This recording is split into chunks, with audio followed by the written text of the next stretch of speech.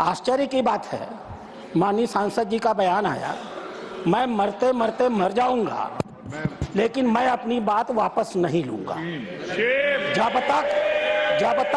जब तक जीवित रहूंगा तब तक मैं इस बात को वापस नहीं लूंगा।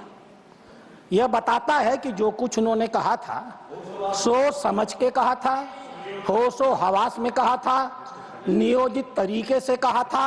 और यह जो संपूर्ण इंडी ठगबंधन है, ये इस इंडी ठगबंधन की मानसिकता को द्योतक करता है। अध्यक्ष महोदय,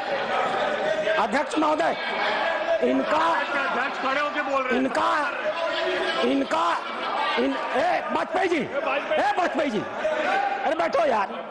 अध्यक्ष महोदय, एक बार एक सदस्य के कहनामे को तो छोड़ा जा सकता था, लेकिन माननीय नेता प्रतिपक्ष ने कांग्रेस का राष्ट्रीय अध्यक्ष होते हुए आज इस सदन में जो कुछ भी कहा है वो अक्षम्य है। वो अपराधियों को पूरी तरह संरक्षण देने का काम करता है। उन्होंने सपोर्ट कर रहे हैं उनको।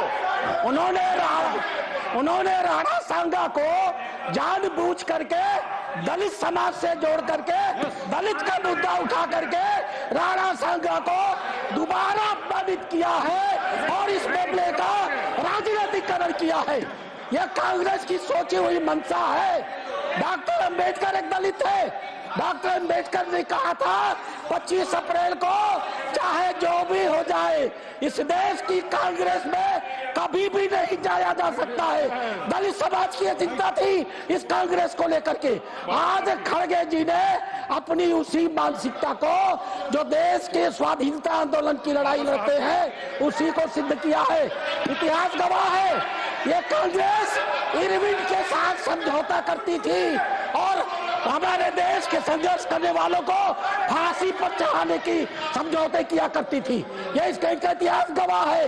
ये राष्ट्र विरोधियों के साथ रहने के आदी है, ये डीप स्टेट के हिस्से है। इसलिए आपका कहना अपनी जगह सही है, लेकिन जब तक अब रामजी सुमन जी और कांग्रेस पार्टी दोनों खड़ी होकर के अपने स्टैंड पर माफी नहीं मांगेगी, हम इस मामले को समझौता नहीं करने जा रहे हैं।